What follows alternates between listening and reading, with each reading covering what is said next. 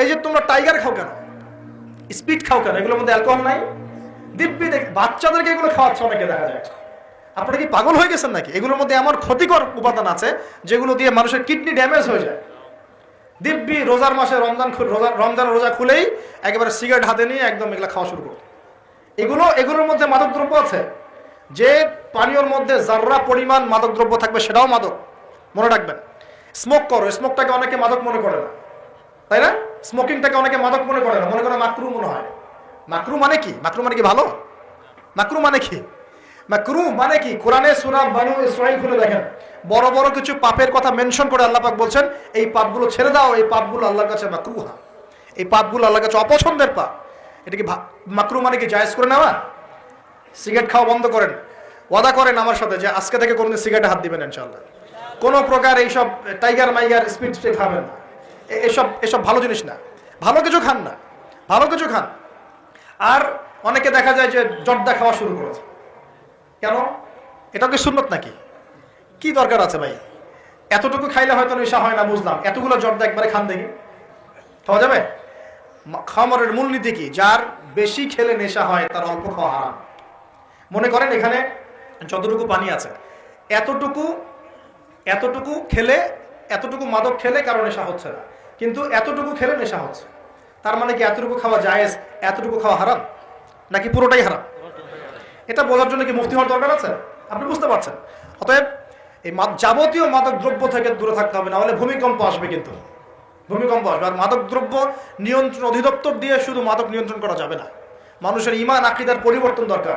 মানুষের মধ্যে আল্লাহর ভীতি জাগ্রত করতে হবে, তাহলে মানুষ অটোমেটিক মাদক ছেড়ে দিবে ইনশাআল্লাহ। আমরা কি যুবক ভাইদের কাছে ওয়াদা নিতে পারি ইনশাআল্লাহ তাআলা জীবনেও কোনোদিন মাদক খাবো না, জীবনে কোনোদিনও মাদকের ধার কাছে যাবো না ইনশাআল্লাহ। আল্লাহ পাক সাক্ষী থাকুন, আল্লাহ কবুল করুন, আমিন। প্রিয় ভাইরা, এটা নবীজি বলছেন লা ইয়াশরাবান্নান নাস মিন হাযিহিল উম্মতি খামরুন, আমার উম্মতের কিছু মানুষ খামর মাদক পান করবে, ওয়া ইউসাম্মুনাহা বিগায়রি ইসমিহা, এর নাম রাখবে ভিন্ন, অন্য নামে ডাকবে, মাদক বলে ডাকবে না। আর কি করবে? ইউযাফু আলা রুউসিহিমুল মাআজিফ, মাআজিফ মানে হচ্ছে বাদ্যযন্ত্র। মাআজিফ মানে কি? বাদ্যযন্ত্র। এখন বলেন তো মাথার কাছে বাদ্যযন্ত্র থাকবে মানে কি? কি বুঝলেন? কে বলেছে? এয়ারফোন, ব্লুটুথ, এই যে আপনি যে মাথায় কানে দিয়ে রাখছেন, মাথায় আছে না? দেখেন নবী সাল্লাল্লাহু আলাইহি ওয়াসাল্লাম কতদিন আগে, 1400 বছর আগে এই হাদিস বলে গেছেন যে ওই সময় আমার উম্মতের একটা অংশ এরকম করে হেডফোন দিয়ে মাথা দিয়ে গান শুনবে, কানের ভিতরে গান মিউজিক চলবে, চলছে না? ওয়াল মুগান্নিয়াত, এবং তারা গায়িকা নায়িকা নর্তকী নাচাবে, নাচায় না মানুষ? শহরগুলোতে গিয়ে দেখেন খালি গায়িকা নর্তকীর, শহরে যাওয়া লাগে, ফেসবুক ইউটিউব ঢুকলেই তো দেখা যায় সবখানেই নাচতে আছে আর কি।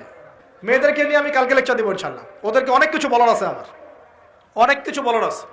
কারণ সমাজের একটা বড় ক্ষতি হচ্ছে এদের কারণে, সমাজের একটা বিশাল ক্ষতি হচ্ছে বেপর্দা মেয়ের কারণে। বহু দিনদার পরেশগার যুবক পর্যন্ত ঈমান হারাচ্ছে এদের কারণে। আর বাসায় তো এদের বাপ নাই মনে হয়, বাপ নাই, ভাই নাই, স্বামী নাই, কেউই নাই, এদেরকে বোঝানোর কেউ নাই। অনেক দিনদার ছেলে পর্যন্ত এদের ফিতনায় দিন হারিয়ে ফেলছে। আর এখন কিছু কিছু ওয়াইজ বের হয়েছে, প্রেম বিশেষজ্ঞ, মানে বসে বসে প্রেমের আলাপ করতে পারলে বাঁচে। আর এগুলো নিয়ে ট্রল করতে করতে ভাইরাল সব ইউটিউব, ফেসবুক, চুলকি সুরসুরি আলাপ করতে ভালো লাগে। এখানে এই হারাম সম্পর্কের ভিত্তি ঘুরাই দিতে হবে। আমি বারবার বলি তোমাদেরকে যে একটা হালাল রিজিকের সোর্স তৈরি করো, তাড়াতাড়ি বিয়ে করে ফেলো। বিয়ে ছাড়া যৌন চাহিদা, লজ্জাস্থানের হেফাজত, এগুলো করার কোনো বিকল্প কোনো পথ নাই, বিকল্প কোনো পথ নাই। যে পথগুলো দেখা যায় এগুলো হতাশা আরো বাড়াই দিবে, এগুলো আপনাকে আরো জানোয়ার বানায় ফেলবে ভিতর থেকে। পর্নোগ্রাফির যুগ চলছে, মেয়েদের ইজ্জত আবরু রক্ষা করা খুব চ্যালেঞ্জের কাজ। মেয়েদের ইজ্জত আবরু রক্ষা করা এত চ্যালেঞ্জ যে পর্নোগ্রাফির যুগে যে কোনো মেয়ে ধর্ষিত হতে পারে।